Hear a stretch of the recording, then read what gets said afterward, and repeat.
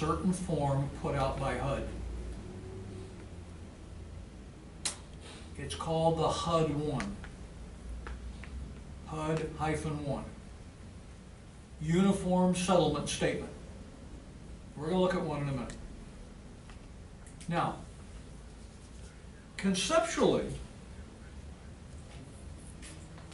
RESPA said that document's supposed to be prepared and given to the buyer the day before the closing, so the buyer can look it over and review it and determine what all the costs are really going to be and how much money he owes at the closing, because it's going to come up with a bottom line, buyer bring this amount of money. Practically, it never happens the day before closing. Sometimes it happens 10 minutes before closing. Sometimes it happens at closing, because people are still waiting for numbers to come in. What does that loan pay off? What does that lien pay off? What's the appraiser's charge? What's the survey cost? You try to get all this stuff together in advance of closing, but there's always sort of a loose end hanging out there. But the importance is that the government said, as people travel around the country, we want them not to have to learn the Colorado form and then the Florida form and then the Georgia form. We want there to be a uniform settlement statement in use throughout the country, so that once you learn it one place, it works elsewhere. So we have this form called the HUD-1. Now, when it first came out, God, it was horrible. I mean, it came from HUD, bureaucrats up there making up a real estate form to apply in 50 states and saying to all these real estate professionals, you must use this. So we fought it like hell, but it got tweaked, it got better, and candidly, you get used to it. And now what's interesting is, you'll find that people use it, and computer programs came out to do it. As opposed to doing all this stuff manually and trying to fill in these blanks, computer programs came out where you enter all your data and it spits out this pre-page form with all these things filled out that way. Now we find, remarkably, that even in deals where it's not required, where there's not a new loan, or there's not 1 to 4 unit residential, it pretty much is a settlement statement, the closing statement, used by everybody in every deal, because we've gotten used to it. We're going to go through one of those in just a minute. I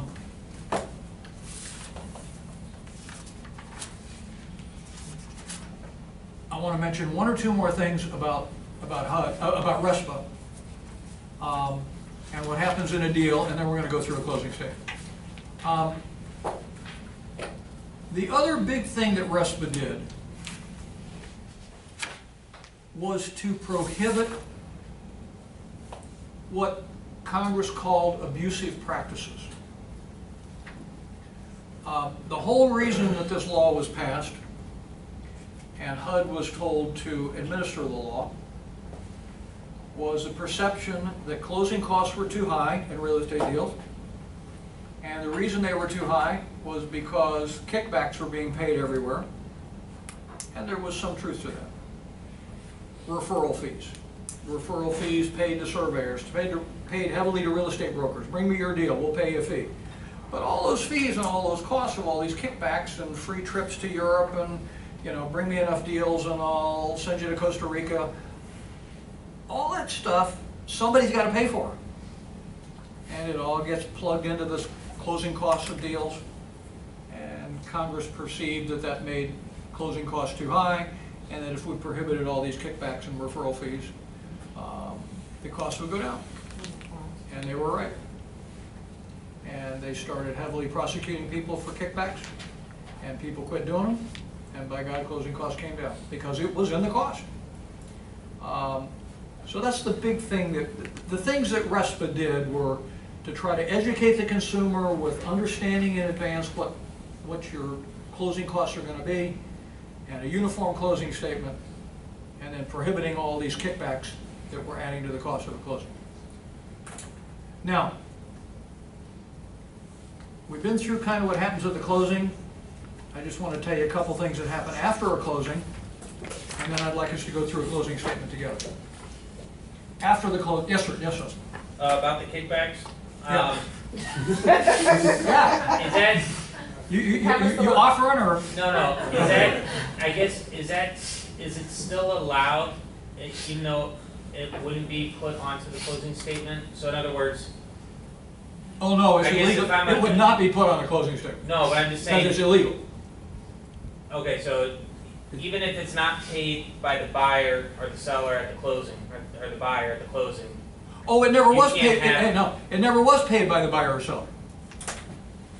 okay, It was paid by, the bank would pay realtors kickbacks to bring them deals. right. But that would add to the bank's costs that would get passed. It would, no, it was never disclosed. This is all under the table stuff. So, although it didn't used to be illegal, it was still never on a closing statement or disclosed. And now that it's illegal, it definitely ain't on a closing statement or disclosed. So like a realtor, for example, couldn't tell a surveyor, hey, I'll give you all my surveys to do, but you gotta give me $50 for each one? Yeah, that's illegal. Okay. So That is illegal. That is illegal now. Because theoretically, that made real estate commissions higher because the realtor plugged that cost into his cost of doing business, and therefore he charged 4.5% rather than 4%. And that happened on all levels. Likewise, no, I'm getting it, and the opposite direction too. yeah. The surveyor couldn't say to the realtor, bring me all your deals and I'll send you a trip to Europe, because theoretically that made surveys cost more. But it was never disclosed, it was never on a closing statement. Okay. It's still not disclosed, but now it's illegal. So now It you was can never directly paid by the buyer or seller. You It can just inflated closing Yeah. costs, was so the you can idea. only do that on commercial property now. I'm sorry? You can only do it on commercial property now. I guess you can. I mean, I guess RESPA doesn't apply, and I guess you can do it. And we all know it's done. It's still done. I'm just saying it's illegal. It's illegal under RESPA, on a deal that RESPA applied to. Okay, simply what happens after the closing, this is pretty obvious, but everybody goes home, the buyer goes to his new property, seller doesn't go back to his property anymore, seller goes to the bank to get his money. But all these documents get recorded. As we talked about, they get recorded, the clerk gives them back to whoever records them. Closing agent. Closing agent sends them to whoever gets them, sends the buyer his deed, sends the lender his mortgage, sends the satisfaction of mortgage back to the seller because his loan is paid off. And then the title company issues a title policy. Can't do it till later, till everything's been recorded. Then a month or two after the closing, the title policy is issued by the title insurance company or the buyer's lawyer, and is sent to the buyer, and we're done. And we've had a closing. Now, I want to go through a closing statement with you now. Show you where these numbers come from, what these closing costs are we're talking about. So I'd like, if you would, for you to take a look at the settlement statement that I sent you not 2 days ago, but 4 weeks ago maybe, before our prayer class. Hopefully you brought that with you. If you didn't, please look on with somebody who's got one. And theoretically we could put it up on the board here, but the print on this thing is so damn small we're not going to be able to see it.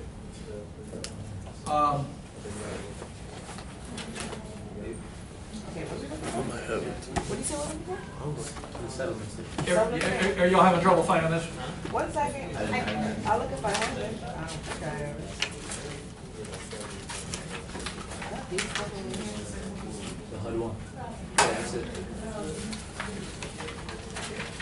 This is what it looks like. It's not yellow like mine is, but it's 3 pages. And it looks like an accounting sheet of paper, accounting sheets of paper with dollars and stuff like that. So please look on with somebody if you don't have one, I'm sorry. because I'm going to go through this line by line, word by word with you, and I'd like you to be able to follow me down the step. I'm sorry? We're gonna have one. You want to put it on the computer? One. Can you put it on the computer? Juan, you want to come up here, find this thing in your email and get it? Maybe if y'all want to look at it on the screen, you can do it, right? Rather than up there? Can you look at it on these? Yeah. And these screens at your desk? Uh-huh. Cool, let's do that. That's great. Except we don't have a screen at this desk. But you have a piece of paper. You have a piece of paper, Yeah, right? you got it. I have a paper. You guys have the paper? Can you stop saying Let's take a 2-minute break while we do that. Juan, do you have to do that on this computer, or can you do it back there? You want me to put it up on the? But also, Yeah. Well, that, and get That would be great. but also, it on everybody's screen too, if you would.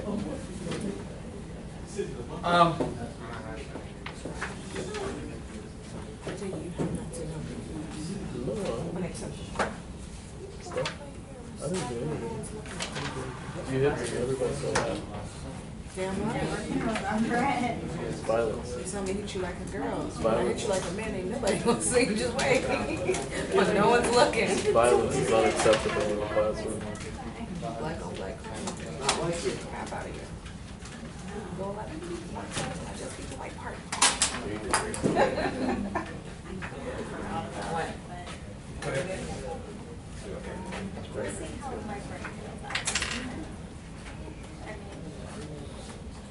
What time is the event? Is that 5? 4:30. 4:30 again. No, the event. 4:30. Oh, that's already? 4:30 to what? I don't know why I thought it was 6. Question for you. 4:30 to 6. Yeah, I'm not staying. Yeah, she has to go pack and stuff. Pack, I have to do San Miguel tonight. Oh, that's the worst. Did you do it? No. You're lucky, we're gonna be on our. I laugh at You're gonna be on a the cruise ship concept in the of sun doing drinking that. rum. We should feel sorry for you? I don't drink. She can't even Nor do I that. don't drink or go in the sun. Con Have you seen ansiedad, how, con like, los caps. You tan? haven't had time. I'm not tanning. Why don't you bounce? Bronze. I'd rather spray food, but I've never done that. What's bronzing exactly? Bronzing? It's a He's concept. just trying to be It's a fancy. concept. He's just trying to be fancy. Done I that? thought No, you were no, going no. on the cruise. This is natural I baby. can't. I don't have anybody going. When you go off and do that and the 3 couples go off, Man. what do I do? I mean, anyone Do with your that. assignment. Lo que quiere que uno quiere, close your state. Did your assignment. About out before steak on 4? I wish everybody. Do you know which departments But you guys are gonna be, as long as you guys don't leave. Yeah, I think. No, I mean, I'm saying we're gonna look good, man. No, we don't know. Dylan was interesting. A lot more than what they Yeah, it'll be different. What you're doing every day, you're meeting with spell for you. No, he's saying. I mean, 4 steak, The Rory room Texas he got got a to him. outfit that spreads them out and they pound it on the ground. But you know, So yeah, you're talking about what, $5 Yeah. for the but that's like character. That's like coming out the end, man. Neutral field. Yeah. Couldn't help. Did not get the basic role. We'll see, man. Will be helpful I to don't know think it's, probably I don't think Got a it's. fancy. Yeah, I didn't see. Dude, some people have, a lot of them lose. A lot of them lose it like, Yeah, Oh, I know. today? yeah. Oh, no, they. Look, my, where you going? I think they're gonna lose like Grandma this said, in the championship And, game. Yeah. I think it could be look worse. at the difference. Can you see it? Yeah, we'll see. I hope So, you see it. Key West and Cosmos, It was like a little, it was like that. Yeah, that is, yeah. There's something said about being undefeated. Yeah, I had a It's 9.5. gonna be around the report area with all the. And yeah, it's like you got to Yes, slow. so it's not, grandma said my They playing bad football. And They don't then make in Jamaica. They make it. Yeah, they playing. It's not a good time. You guys had a good game in Iron Bowl, huh? Back It'll round. be Yeah. cool. I was do it like- all the time. So. One was Makes sense, so it's not shy and cheating. I don't have it in my email. Do you have it in your email? Or else- I got it. No, porque no, yo no lo tengo en el mío, pues no lo tengo. I know, well, I don't think I did. My team. We did phenomenal as a unit. You and her team? We're on each other's. That's Let's get it right. What She happened? was not the leader of Team X. We were a You might have unit. said that. No, it was making fun of me. As she, You going to hell. as she brought that out, You know you're going to hell, right? it's like, Have I told you lately you're going to hell? Make sure that thing's still on. He's all on it there. was like, what? See, I'm not using any type of name. I'm very general with this. I've learned how to work this system. Sitting under the mic. Yeah, I'll gamble at night. I'll I've learned how to work the system. I think I might have it on my drug test. Well, can you jump the drive and jump and go? That's, I mean, on my last cruise, I went on a 4-day cruise, we like, Take a breath, Mark. it was ridiculous. You guys ready to start studying for the?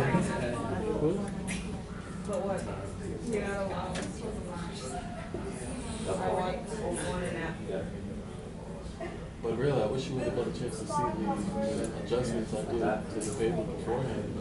I emailed that to the email. Actually, one of that sent As long as they get one first. and then Probably, of course, they would have to have been the team that That's how they know you're not, that's how they know you exist. Right. Exactly. But without that. I mean, it's like this website. Well, you found it, good job. You have to assume where the. There's a switch. And then this plan. Oh, it is up there. Oh, I get up. As we feared, we can't read it, but we can point at lines. We'll be able to read it once it blows it up. Like left immediately. You don't know how they're. No, no, no. Here's the thing, it was good, but All right. How do you blow it up? Well, the first thing, there's a, on the top right hand side, top right hand side, right We there. did like nothing. All right, that's pretty legible. Yeah. That's great. How am I gonna go navigate up and down on this thing? Use that little, We're scrolling. you can use that little rolling. Oh, use the ball? Use the ball. And we'll go on to the next page too? Yeah, it'll go all the way down. Papers watched and looked. Hopefully. Cool. Okay, great. And is I that, mean, if they that's pretty damn legible, isn't it? Can y'all read it from out there? I can read it from up front. Yeah. All right, good. All right, let's do it. Frederick can't see that. Frederick, Let's see, can't see. can you guys see that? Exactly, he has no idea. He's like, Can you what? guys see that? All right, again, if you've got a piece of paper, I suggest you look at it because it's going to be more legible. But if you don't, at least you can follow the closing statement. Let's go through this thing together so we can stay on schedule. And otherwise, we're going to miss some things that are going to be on your exam. Pay attention. All right, upper left-hand corner, HUD 1 settlement statement. This is the form required by, as you see in the middle, HUD, Housing and Urban Development. So it's the form you got to use. Now, HUD assumes, of course, if it's a RESPA deal, that there was a type of loan. So they want you to check here in this first box what type of loan. Well, nobody does it. Interesting, in note C here, talks about POC. You're going to see some things on here, except they're not in this sample, and that are paid outside closing. The concept of that means the money is not flowing through the settlement agent to be dispersed at closing.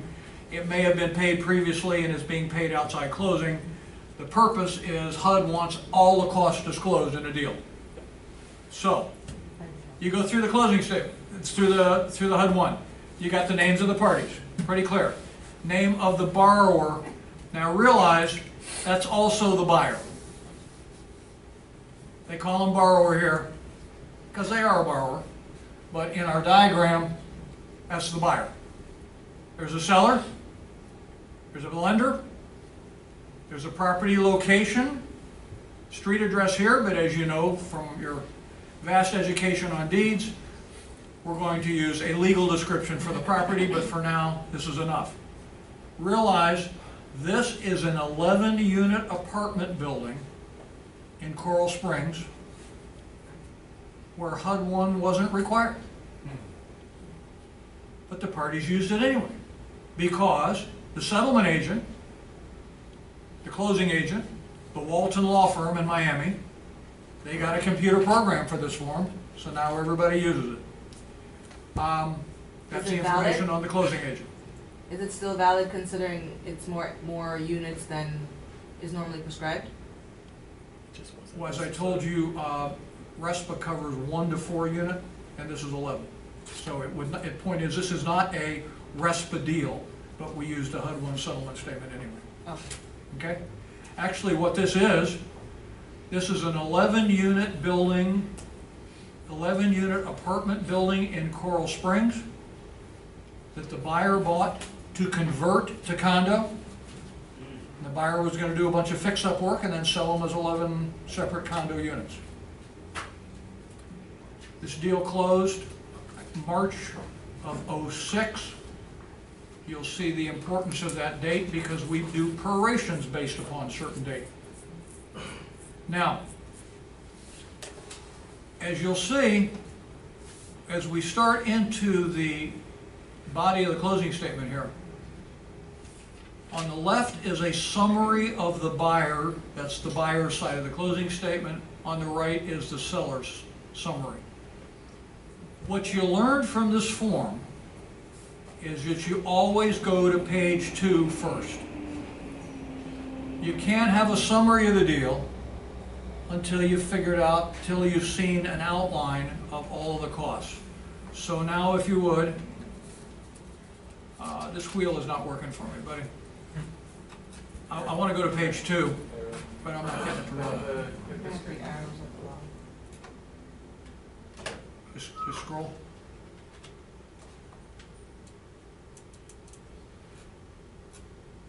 Perfect, thank you.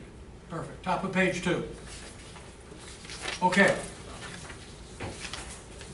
Now, upper left, you see again, it says HUD 1. We're in a HUD 1 form with HUD's name again. The first section is entitled Settlement Charges and called Section L. All these other section numbers are different types of settlement charges. The first type of settlement charge is line 700, and that's a realtor's commission. Now, normally it says the purchase price, which in this deal was $1,975,000, at, and there will be a percentage, 3%, 6%, whatever the commission was, equals the total commission. In this case, $92,005. Line 701 and 702 show the breakdown to the two realtors. Line 701 was the listing realtor. Line 702 was the selling realtor. That's how the 92.5 breaks down. But over on the right now, this is where we'll figure out who pays what. The headings at the top of the right-hand column, of those two headings, the furthest right is paid from seller's funds at settlement. That means charge seller. Right next to that, just to the left, paid from borrower's funds at settlement. This means this was a buyer's charge or a borrower's charge. Buyer and borrower are the same party here. Okay, so we're going to go down all these settlement costs. We've got a whole page here of all types of settlement costs. And in each case, it's going to describe what is it, and the number is going to be set forth in one of those two columns, and that's going to tell you who's paying it. So, line 801. The bank, now all these are fees and charges by Premier American Bank. We said Premier American Bank, we saw back on the first page, is the new lender. They're making a new loan to the buyer. These are their charges. They charge a 1% commitment fee of $18,000 and some change. There's another 1/4% fee there, and that is to a mortgage broker who brought the loan to the bank. They get a 1/4%. The bank has some Mickey Mouse little fees at lines 803 and 04. The bank's attorney's fees for representing the bank and preparing the loan documents for the bank. That's line 805, that was $7,100. The bank's attorneys had some costs, and the bank required an appraisal. That's $8,000. It says it's paid to the bank, but the bank paid it to an outside appraiser. And is that 8 or 6? I'm sorry. Looks like Whichever it 6. is. It is what it is. That was the appraisal fee. All of these, of course, are paid by the buyer, because it's the borrower, it's their loan costs. No other costs here. If there had been some other ones that had been paid in advance, in other words, let me give you an example, an application fee. If the bank had charged a $1,000 application fee that had been paid previously, it would be shown here as a POC. Remember, these POC things mean paid outside closing. If the bank collected that outside of the closing, it would be shown here, but it wouldn't be in these columns, because these columns are how the money is all going to get dispersed at the closing. Okay, next section is the 900 section. The 900 section are items required by a lender to be paid in advance. Now, normally this would be the first year's insurance. Remember, it's real important to the bank that there be insurance. And the bank wants to know that the first year's premium on the insurance policy has been paid. Now, in this case, it was not collected there on line 903 because separately the buyer had paid its agent for the first year's premiums. It doesn't show up as a POC because it's not directly a cost of the closing. You need insurance whether you have a loan and whether you have a closing.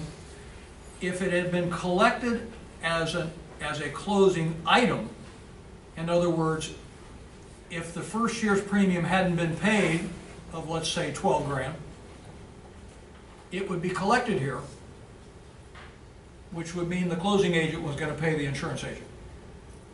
The insurance agent has obviously convinced the bank that it's already been paid for the first year, so there are none of these advance items being collected by the lender. The next section is called reserves. And these are escrows. The word we use is escrows, but they're called reserves on this federal form. And what that is you remember we talked about it is so important, like on a line 11 on 1003 and 1004, that the real estate taxes be paid to a lender. The lender wants to know they're paid because they're the first lien ever. That if the lender is escrowing, in other words, if the lender is going to collect from the borrower every month for taxes and then pay the bill in November when it comes in, a certain number of months of taxes would have to be collected from the buyer now to pay the tax bill when it came in November. In this case, the lender decided not to escrow. So it is not funding up the escrow accounts as we talk about. It's not requiring that those accounts be funded up to current level on a monthly basis so they can be paid monthly up until those amounts are due. What they did do, they had two reserves. The lender set aside a reserve of $25,600 for renovations. What that means is, rather than dispersing $25,000 of the loan proceeds to the seller, the lender set aside $25,000 of loan proceeds into a renovations reserve because they wanted these units renovated so they could be sold as condos.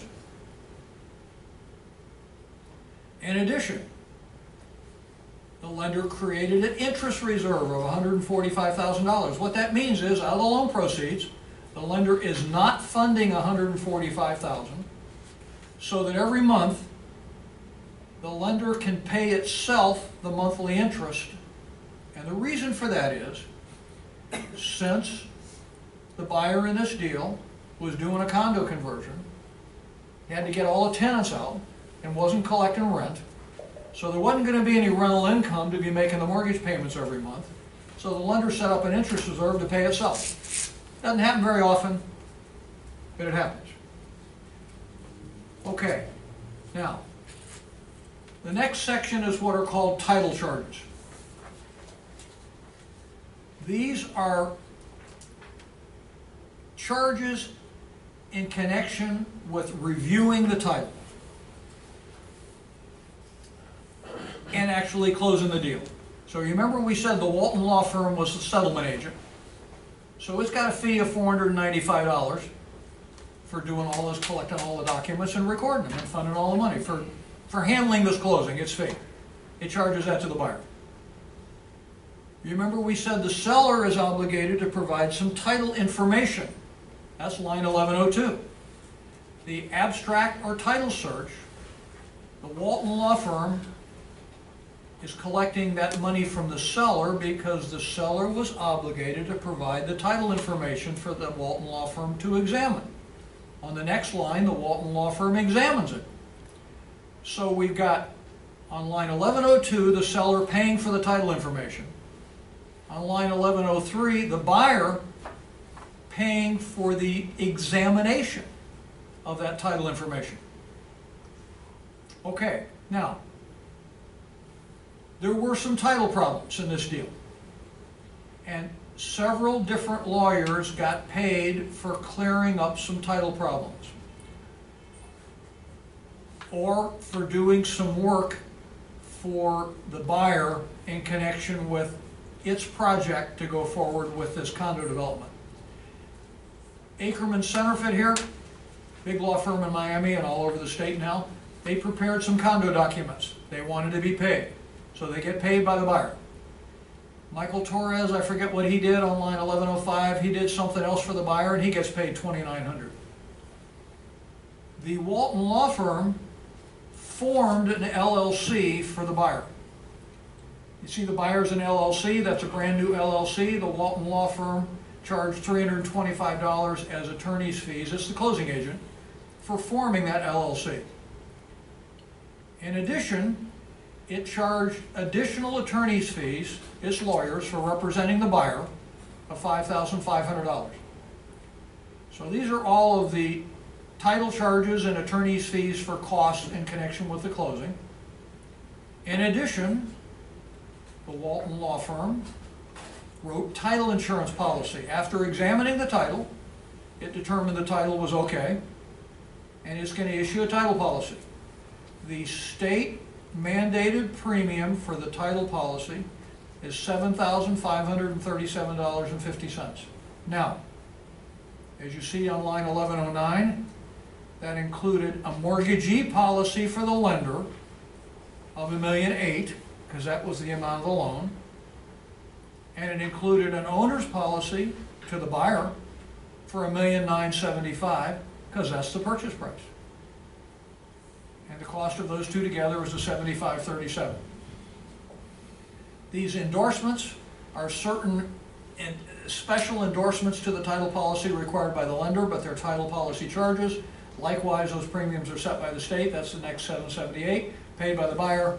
And lastly, after the closing, in order to issue the title policy, the Walton Law Firm is going to have to examine the title again to see that everything got recorded properly, that nothing got recorded in what we call the gap before the deed got recorded, and has to examine the title all the way through the recording of all the documents to make sure everything is okay in order to issue the title policy.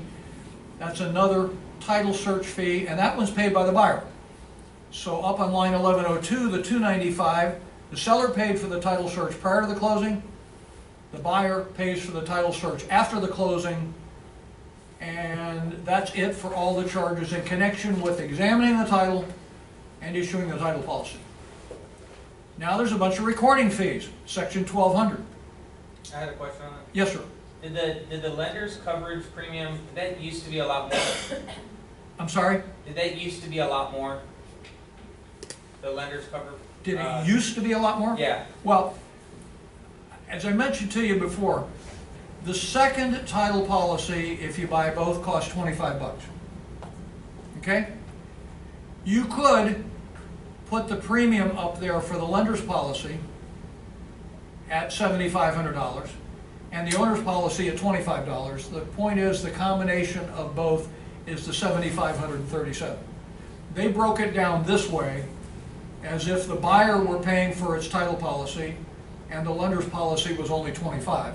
If it's a lender only and there is no owner's policy, it would have been $7,500 and so.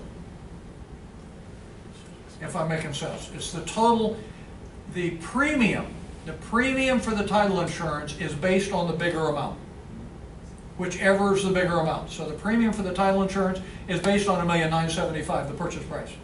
The other one for the lesser amount is kind of free for $25 because it's a lesser included, as we talked about. if there's a claim, it's going to be a claim against both policies, and there's only going to be one claim. So you don't really want to, it wouldn't make sense to pay full premium for both policies, because both are insuring against the same defects. Okay, recording fees. We talked about you pay recording fees based on the number of pages of the documents. A deed was a 2-page deed, got recorded for $18.50. That's going to be charged to the buyer. Buyer pays for recording the deed. There's going to be a cost of recording a lengthy mortgage. That's probably about a 30-page mortgage. Maybe a 40-page mortgage. $171.50 is the cost of the number of pages to be recorded for recording the mortgage. There were going to be releases recorded. They're going to cost $55. Now, the buyer pays for recording the deed and recording the mortgage, because it's his mortgage. The total of those two is $190. That's charged to the buyer. The cost of recording the releases, which means all the claims that were against the title, that gets charged to the seller. So he pays the $55. That's basically for cleaning up the title. Now, there are state stamps due in connection with the mortgage. There are two kinds. One costs $6,300 and the other costs $3,600. Those are both costs of the loan because there's a mortgage. Both of those are paid by the buyer.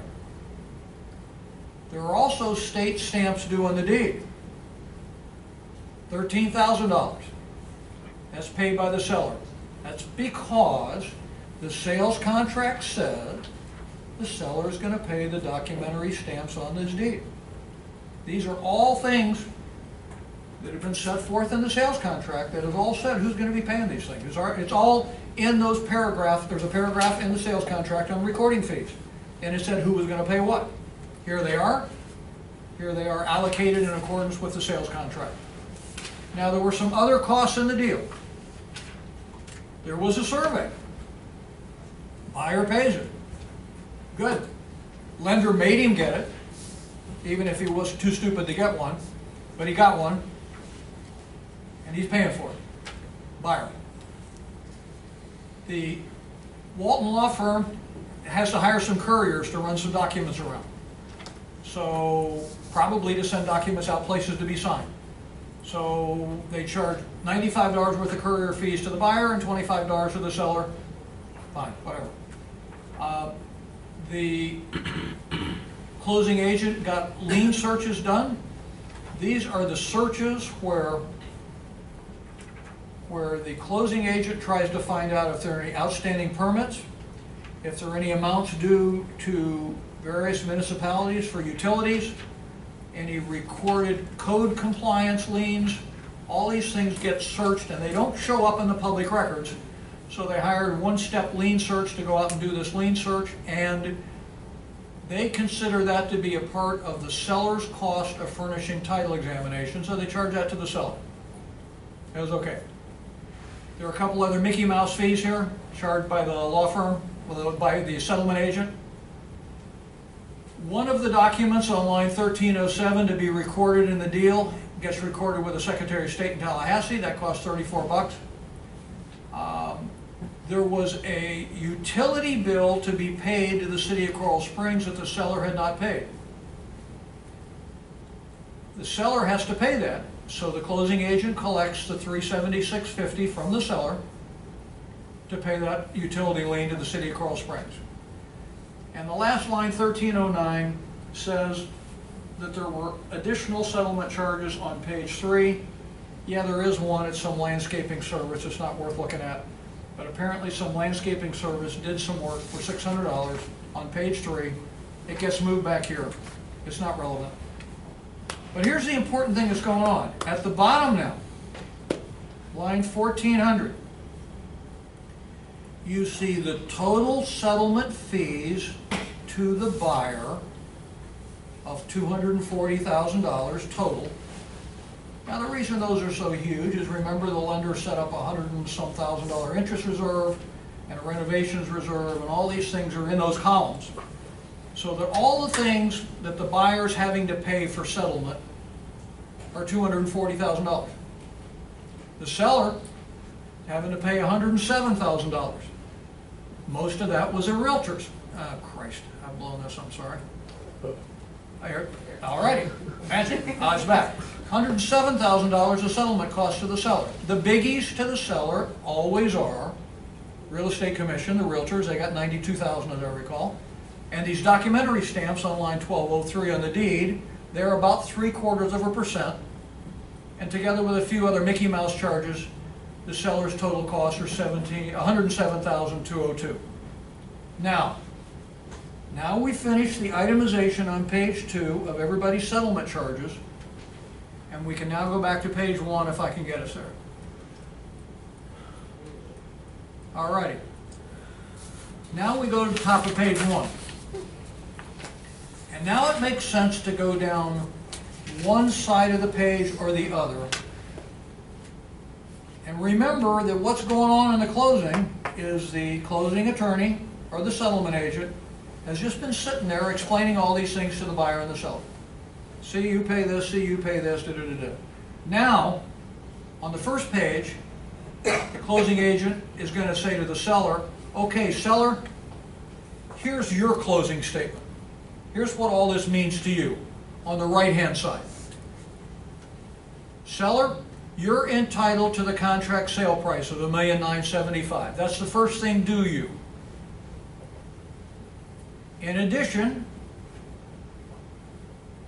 somehow in this deal, the buyer had agreed to pay a contribution to seller's closing costs of $2,100.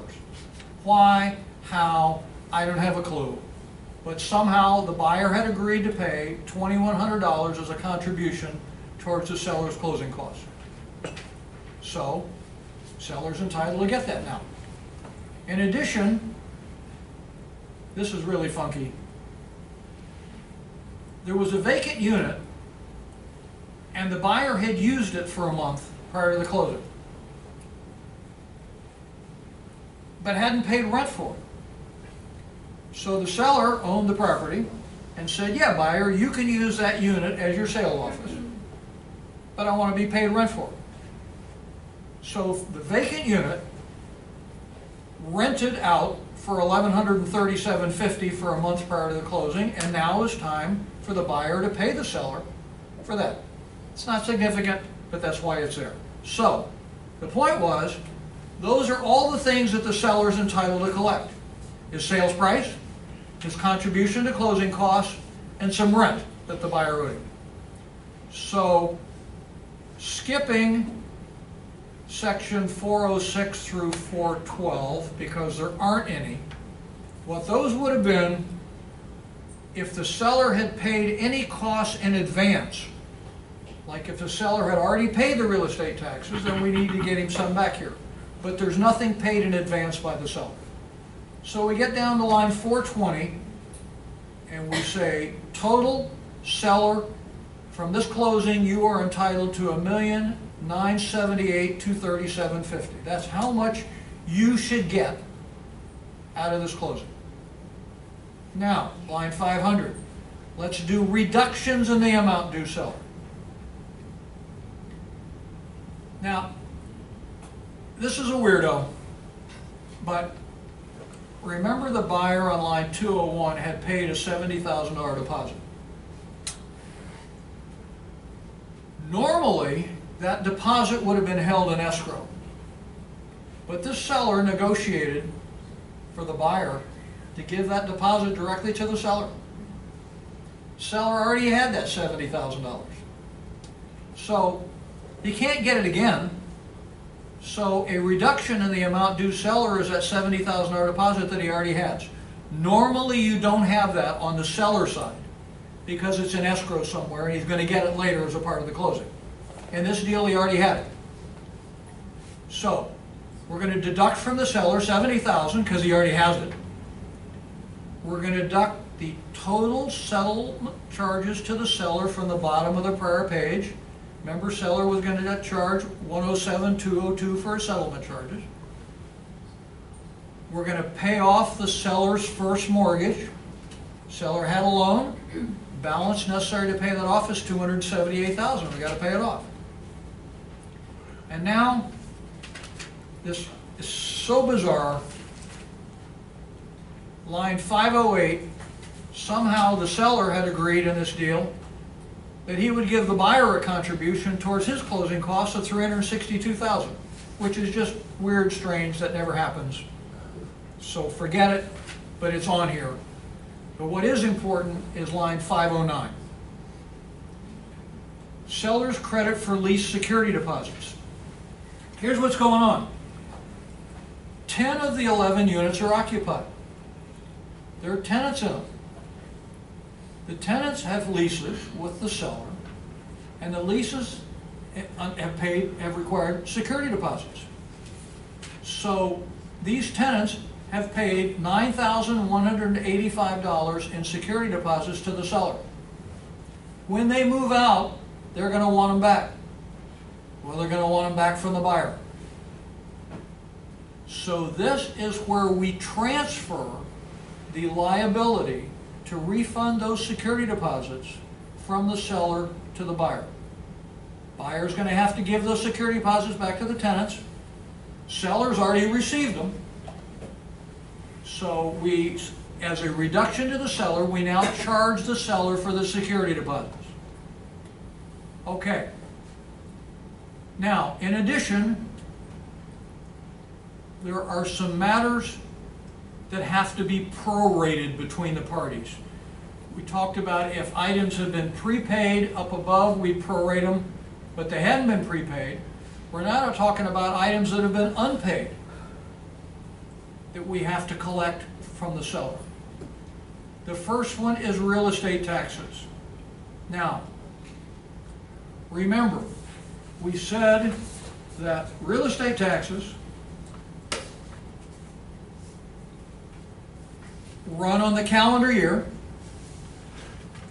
We're closing in March. This is 2006. At the end of the year 2006, there's going to be about a $20,000 real estate tax bill due. Seller's not going to be there to pay it. Buyer's going to have to pay the whole tax bill when it comes in. But seller owned the property for almost 3 months. Seller owned the property for January and February and most of March up until March 21st. So we got to get from the seller now his share of that real estate tax bill that will come out in November and be paid by the buyer for the whole year. Because we can't go find the seller and say, hey, now your share is $4,000. Hell, he's long gone. You get his share now. The seller's share of that $20,000 real estate tax bill that'll come out in November to be paid in full by the buyer is $4,337. You do that simply by, it's $20,000 for a year, you divide it by 365, how much are the taxes every day? You count the number of days from January 1 to March 21st, you multiply that times the daily rate, seller owes $4,337 of the tax bill that'll come out later in the year. You get it back from the seller now. Now, in addition, the tenants paid their rent for March. It's March 21st. Remember, we're closing on March 21st. Seller collected the rent for the whole month of March and kept it, put it in his pocket. Of course, he owned it on March 1st. The tenants paid him the rent for the whole month. He got to put all that rent in his pocket. That rent for the month was about $10,000. Seller was only really entitled to the rent from March 1st up until March 21st, the day of closing. From March 22nd through the end of the month, the buyer was entitled to the money. But seller took the whole month's rent and kept it, of course. So we got to take back from the seller the last week's rent of the month. That last week's rent was about $2,700, about a quarter of the $10,000 monthly rent. So seller keeps the rent for the whole month. Seller gets charged here for $2,700 for the week that he won't own the property.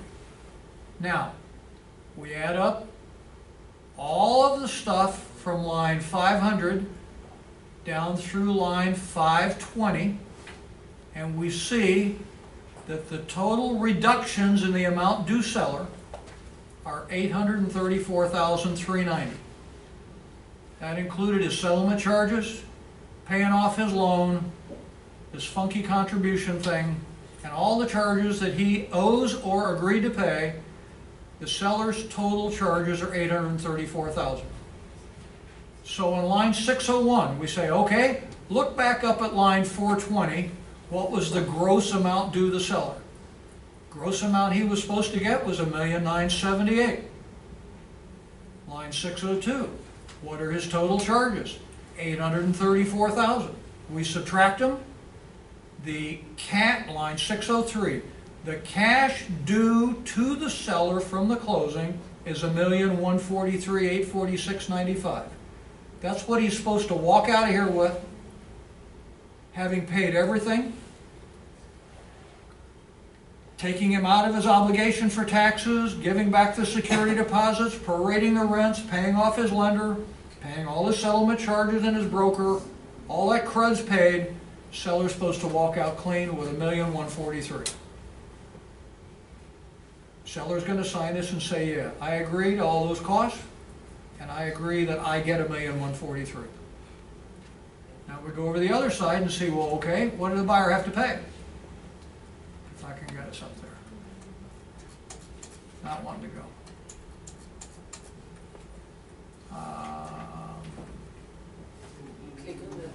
Yeah, go on to the. Try doing it now. Click and then try doing it. Click it first. Okay. No. You got to, there we go.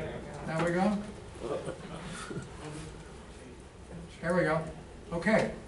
Whoa. Whoa, whoa. We were looking good for a minute. There it is. There we go. Okay, now. Stop. Click it, click it. Click it, click the button. Don't touch it, right? Click the wheel. Just Leave me click it. alone. Okay. We're going to start down the left side, and we're going to see, okay, what does the buyer owe? We figured out what did the seller supposed to take out of here. Now we got to figure out what's the buyer supposed to pay, including all of his closing costs. So we start with line 101. Buyer owes the contract price of $1,975,000. And on line 103, the buyer owes the total of all of his settlement charges, $240,000. And buyer agreed to that contribution to the seller of $2,100. You got to pay that now. Buyer rented that unit. He owes $1,100. Got to pay that now. So, come on. Click it. And then scroll down. Now roll it. Yeah. Yep. there Thank we go. you. Oh, Thank yeah. you very much. Okay. You're welcome. Okay, so we add up all those, and we see on line 120, buyer owes grand total $2,218,000. That's what he's got to pay. Now, what did he get credit for? Well, he's already paid a $70,000 deposit, so he ain't paying that again. Gets credit for that. He signed up a brand new loan to Premier Bank for $1,808,000. So he gets credit for that. He gets credit for this strange old contribution that the seller said he'd give him for $362,000. I don't remember what that was or why the hell it was in there, but it's in there. And That was a kickback. he gets credit for these security deposits on line 209. Remember, when these tenants move out one by one, he's going to have to give each of them back their $1,000 security deposit. Well, this is where he got the $91.85 so that he can refund those security deposits to the tenants when the time comes. In addition, he's going to pay the tax bill at the end of the year. He's going to pay the $20,000 tax bill. So he now gets credit for that $4,300 that we charged the seller for. So he has the seller's share now in his pocket, so that when he pays a $20,000 tax bill at the end of the year, he's already got the seller's share. And he now gets back that week of rents that the seller collected for the whole month. Buyer's gonna own the property from March 22nd to March 31st, but he's not gonna get any rent, because the seller took it. Here's where he gets his share of the rent spent. So the total of all the buyer's credits, and this one is really weird, his total credits are $2,257,000. Well, on line 301, we saw he owes $2,218,000, but he has credits of $2,257,000. So remarkably, the buyer walks out of here with cash, where buyer gets $38,500 from the closing. What that means is, theoretically, he's put in the $70,000 with all the things he borrowed and all the credits he gets, he's getting $38,000 of it back. So this is one of those weirdo closings where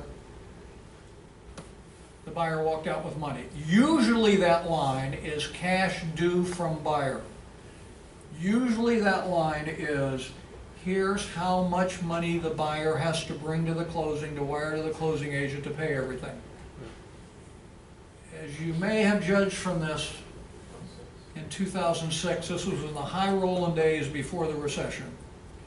This is where the buyers agreed to pay $1.9 million for property and the lenders agreed to loan him $1.8 million. That doesn't happen anymore. And they all these credits going on between buyer and seller, both of which they're kind of monkeying with the figures. It was one of these high rolling closings where everybody gets well.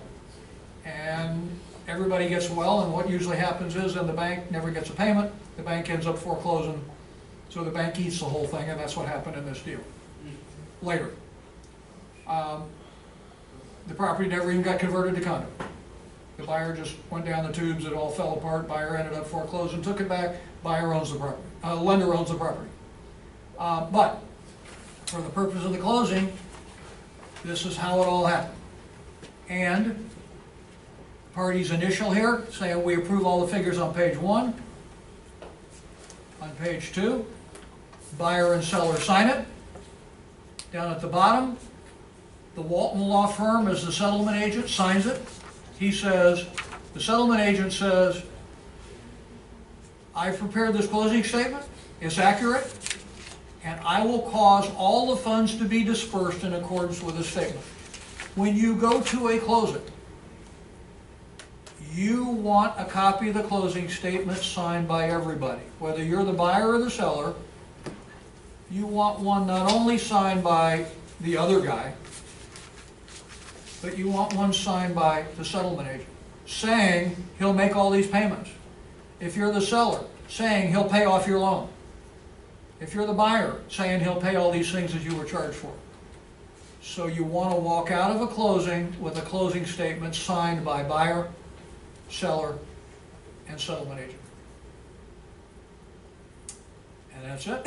And that's a HUD-1 settlement statement that we all use now for damn near everything, even though HUD might not have required us to. Everybody's gotten used to the form. And sometimes it doesn't fit a transaction very well, but because everybody's got a computer program for it now, that's why it gets used. Okay, we have fallen a bit behind the schedule that I wanted to be on by a couple of minutes. What I'd like to do is to start into the chapter on mortgages and do a couple of pages on that. It is by far the longest chapter we have to deal with. There are a lot of questions on the exam coming from that, and I want to do a little bit of it. I want to take a lunch break, then I want to finish the mortgages chapter, do one more quickie, and we'll do our exam. Yes, Dustin? For the purposes of the exam for the HUD, what are like some key components that we need to know about this? It's not on the exam. Oh, it's on? Nope. Pay attention. There may be a question. Special attention. There may be a question about what is a HUD-1 settlement statement and why do we use it? But if I'm not going to say what's on line 502. Okay. Yes, ma'am. This is a very important, there's a lot of questions. Why don't we do it vice versa and leave for lunch earlier? What if what? Why don't we do it vice versa, leave for lunch earlier and come back earlier? So we, Would you all rather do that? Would you rather break for lunch now? And we're gonna hold lunch to a half hour, period, and I'm gonna start in a half hour, and if you're late, you're gonna miss something that's gonna be on the exam. You wanna take a lunch break now? And then we'll do, I'm okay with that. If y'all like to eat lunch this early, I usually don't, that's why I do it later, but if you'd rather break now, let's do it. Okay, that means that at 10 minutes after 1 o'clock, we're gonna start back, and we'll go straight through until we start the exam. great. Thank you. Sure. Me too. Yeah.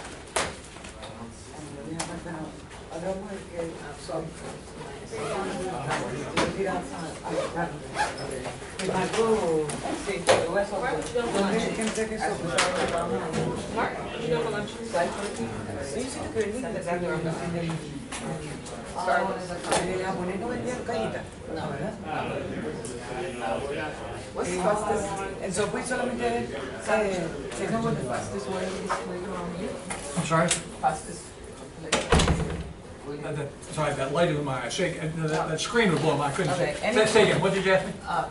Fastest place to eat over the subway. I don't know. I brought my lunch. I don't know. I'm sorry.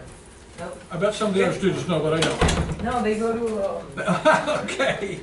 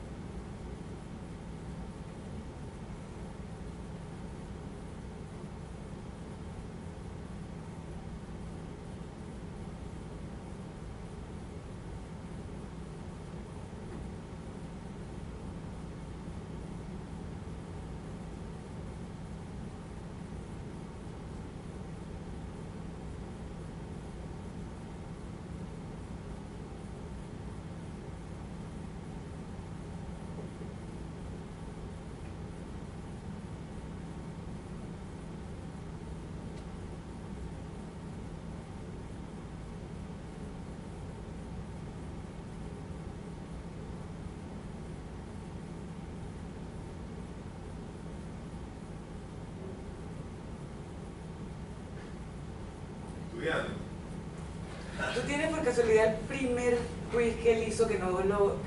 ¿El primer qué? El primer quiz que él hizo. Sí. ¿Sabes qué? Si hubiésemos sabido que habían 30 preguntas que eran simplemente para poner qué, Para llegar. te hubiese estudiado el glosario de términos. Es que es puro término. Lo que estoy haciendo es leyéndome los términos.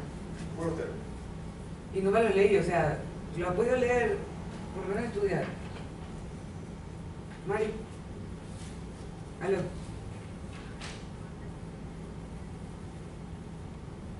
Tomate, cebolla, lo que sea. Ajá. Sin aceituna. Ok. Ese. ¿Cuánto sacaste? Es el mío era de plus. Pero eso no lo va, él no va a utilizar ese pregunta, ¿no? No creo. Esto fue lo primerito. Pero es que, ¿sabes qué dijo que no iba a repetir preguntas del primer examen y del segundo? ¿Ah, no? Porque le dijo a Marisela. Que se iba a enfocar más el otro era el término. Y que no iba a repetir preguntas, o sea, que no iba a repetir preguntas. No sé si es que no va a repetir términos, no sé qué quiso decir con eso. Pero bueno, sí, Pero por no si repite acaso- todo, sí. Por si acaso, como estoy viendo son los esto.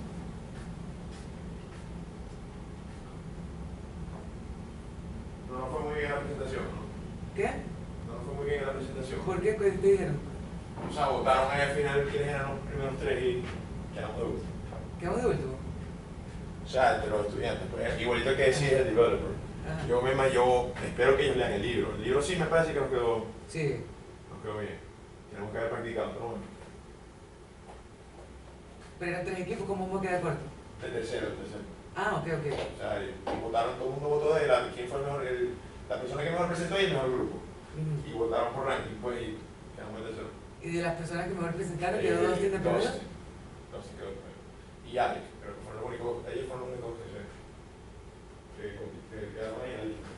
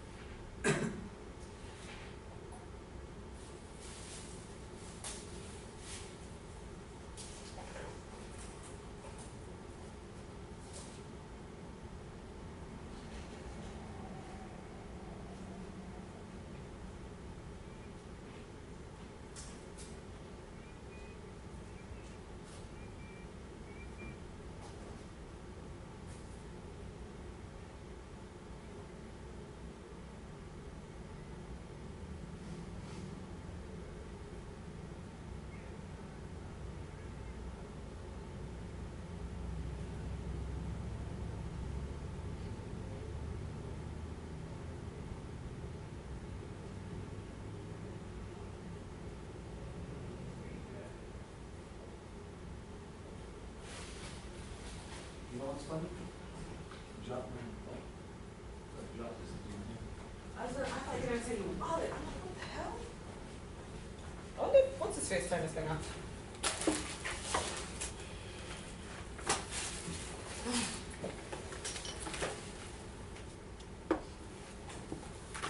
I am going to take such a nap.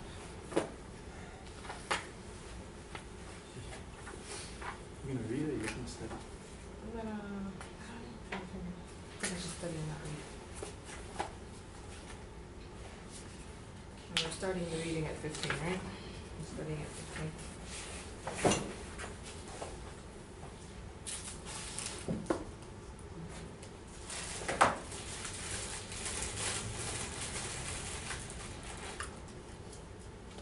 What is this? What's in there? Looks like some kind of hump.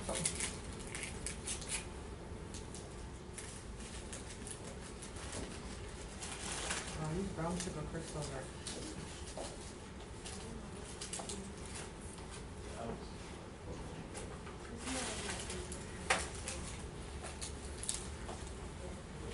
One of the weekend events.